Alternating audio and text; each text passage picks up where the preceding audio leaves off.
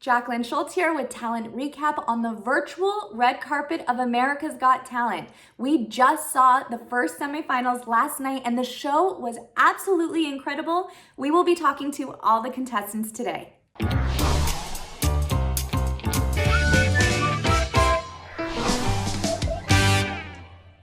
I am going to start with Malik. Malik, how are you doing? I have a question for you actually.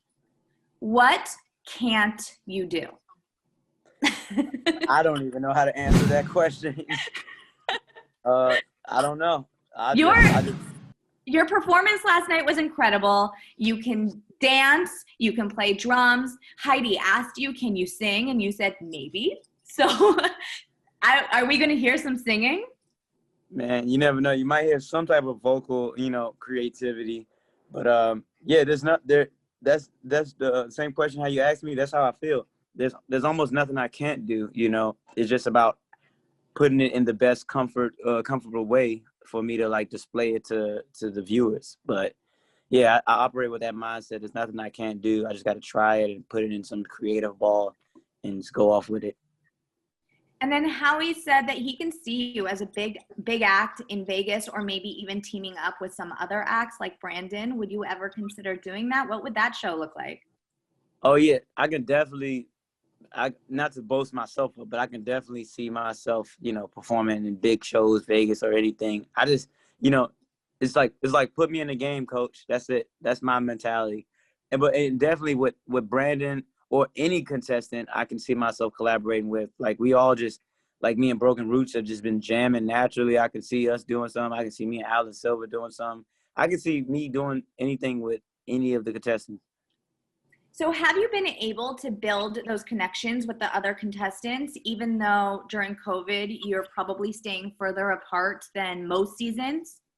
Yeah, we've been staying further apart, but with music, you can be so far apart and still connect so close, So, and that's with music, but not everybody's a musician, but I'm just saying like I said, with Broken Roots, I'm 6 feet distance away from them. They got their guitars.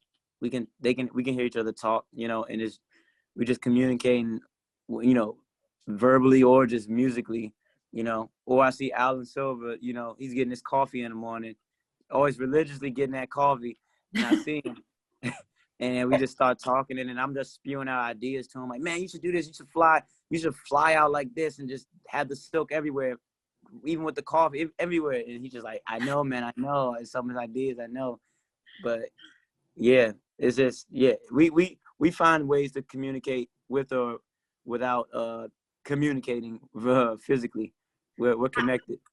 I love that you still build those connections with the other contestants, and that maybe possibly one day we can see a collaboration and all you guys team up together. Yeah, people. Yeah, you're amazing. We love your act, and good luck. Thank you. Thank you. Okay. I see Broken Roots. I'm going to get to you before your computer shuts off again. I'm sorry, we have no idea what's happening. That's okay. So, Broken Roots, the first question I have to ask, are you accepting resumes for other people to join your bromance?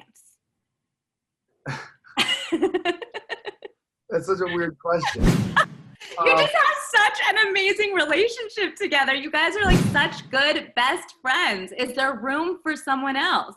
There's room for everybody, and there's always going to be room for everybody. We pride ourselves on being good people and encouraging positivity. That's one thing that we love about all the contestants here is they're all good people, so it's easy to get along. And whether you're a contestant, whether you're a fan, whether you're just at a grocery store, look at somebody in the eye, say hi, open the door, make somebody smile. So it's really about being good. You know what I mean? Anybody that's good, they're welcome to be our friends. I love that. And Heidi says you're getting better and better every single time. What do you think? Why do you think that's the case? Are you getting more confident? Are you practicing more? Why do you think you're getting better each time? Well, the first time we got called in, we didn't have time to practice. The first time we actually auditioned, we only knew each other for a month. The second time, we had no time to really practice. So yeah, more practice time is going to be key for sure. But we also don't really live close to each other. So back home, we can't practice and become like, just together with music. So we're growing here because we get to practice a lot more. than we really would at home. And this means a lot for our families. So we're fighting, you know, for success, for the opportunity for our kids. So right before we play, I look over, I'm like, dude, hey, just remember this is for your kids. Hey, you know, think about this for your kids. Because in the end, it's not about us. It's about our families and our kids and showing them. And now you'll probably have the most time to practice, right? Because before this, you only had a week. And before that, you only had a few days. So now you'll have a couple weeks to practice. So the bar is going to be raised. We're going to have high expectations. I need to ask you, though, who do you think is your biggest competition singing-wise? I don't even think it's singing, to tell you the truth. I think everybody's so good, but we've got a couple front runners that aren't even singers. You know, it's major competition this year around, but I think they're all good. Yeah, I think they're all, it's hard to choose one. Everybody brings a specific style to the table. So for us, we're a duo. So if there was another duo that was singing or doing what we were doing, I guess it would be easier to choose that. But everybody's so amazing in their own right, and they bring a different style. It's just hard to choose one. Well, we think you're awesome. So thank you for doing what you're doing. Keeping my fingers crossed for you guys, and good luck tonight. Thank you so much. Thank you. Alan. Hi. Hi, I'm so glad to see you here. Every time I see you, I'm so glad to see you. Thank you. Because you traded those silks for some hardcore chains. What made you decide to change or to make that trade? I decided to make the change because I heard people saying that I couldn't do something different. I heard people, oh, probably going to see something that's going to be very similar to what he did before. And I want to show people my diversity because I am an aerialist. Aerialist means you do all kinds of aerial acts, not just one type of aerial acts. So I wanted to show people something different. And then Howie said he didn't think it was more dangerous. And maybe that's just because you talked about the danger previously and you didn't talk about it this time. So what about this particular act made it so dangerous? Yeah, I think for sure. I didn't talk about the danger this time. It was more about my family. I miss them so much because I'm here and they're there. But yeah, there is a lot of danger element. I mean, you're flying on chains. It's metal, right? And you're just gripping with your hands. It's slippery. You know, when you grab metal, you don't have a full-on grip. I was flying much higher than before, if you can tell on the video. I'm like super high, like 40 feet, 50 feet in the air, hanging by one foot, That's really crazy. And also to top it, I was like spinning from my neck that I broke previously with fire. So I thought that was, raising the bar on the danger side. So.